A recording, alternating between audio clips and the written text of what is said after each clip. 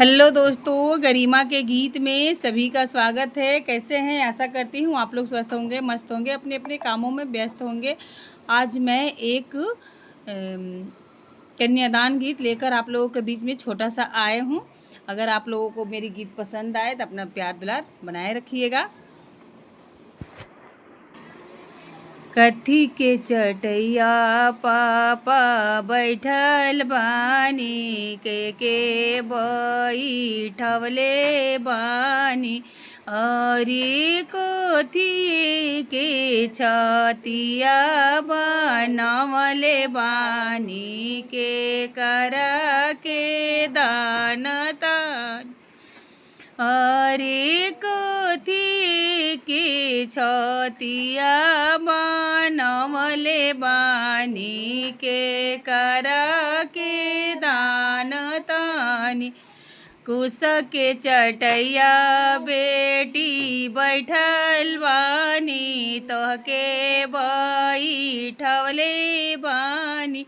अरे बेटी पथल के छतिया बनवले बानी तोहरा के दान तानी। अरे बेटी पथल के छतिया बनवले बानी तोहरा के दान तानी। अरे बाबा दौर दो नावे तोहरा तनी को तू बेटी दाना कर तर। जैसे आकाश में बादरिया ऐसे हमर छतिया फाटे।